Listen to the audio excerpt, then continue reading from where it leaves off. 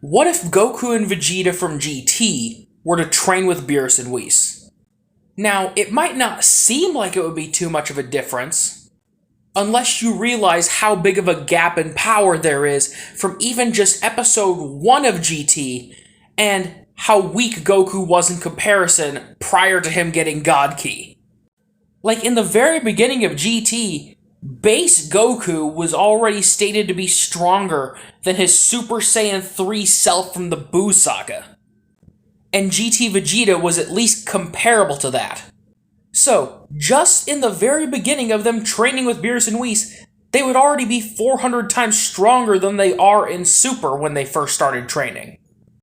Next, you factor in the amount of training that Dragon Ball Super Goku and Vegeta have done and how far they've grown, and apply that same amount to GT Goku and Vegeta.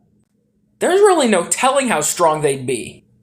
Now, I know some people might bring up, oh, Goku's child body wouldn't be capable of handling Ultra Instinct of the God forms, because he could barely even handle Super Saiyan 3.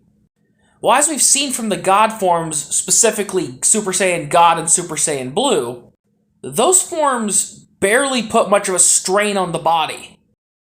Especially Super Saiyan God, it's basically like an enhanced base form, if anything.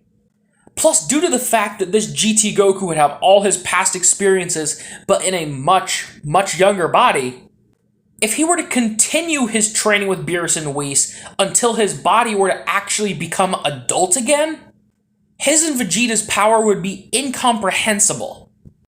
If Kid GT Goku were to train with Beerus and Whis until he reached adulthood again, I'd be convinced that this GT Goku as an adult would have a base form stronger than current Dragon Ball Super Goku is in his God forms. And in the case of Vegeta, by the time Kid Goku ends up growing back into an adult, I think he'd have already become the God of Destruction and replaced Beerus by that point. Beerus has only been training Vegeta for a couple years, yet he's already been trained in the ways of a destroyer. Add another decade or two of training on top of that, as well as full mastery of Ultra Ego and Ultra Instinct in Goku's case, and I could see God of Destruction Vegeta finally being a thing, while an insanely powerful Goku just exists now.